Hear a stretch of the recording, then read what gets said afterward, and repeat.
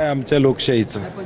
मात्र जे हयात नाही त्यांची आहेत, खानविलकरांचं नाव कोल्हापुरात आहे, अजूनही नाव आहे. नाही म्हणजे ही यादी किती दोषयुक्त आहे, दोषमुक्त नाही आहे हे यावरून दिसून येते की मयत झालेले व्यक्तिमत्वाचं देखील नाव त्यामध्ये असणं.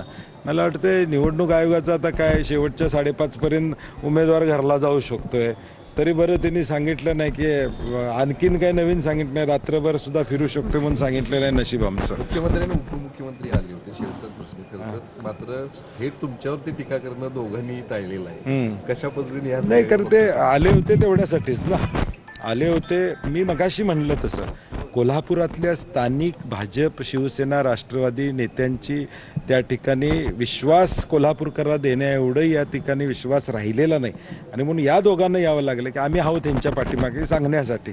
परंतु हे दोघं आले तरी कोल्हापूरकर सुज्ञ आहेत, ते माझ्याबरोबर आणि काँग्रेसबरोबर या ठिकाणी राहतील ह्याचा मला विश्वास आहे.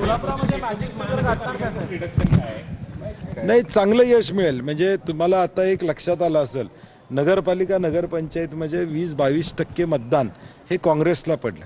या राज्यामध्ये विरोधी पक्षाची भूमिका कणखरपणे कोण मांडत असेल महायुतीच्या विरुद्ध, तर ते काँग्रेस मांडतं. हे लोकांच्या मध्ये आता सेट झालेलं आहे आणि त्यामुळे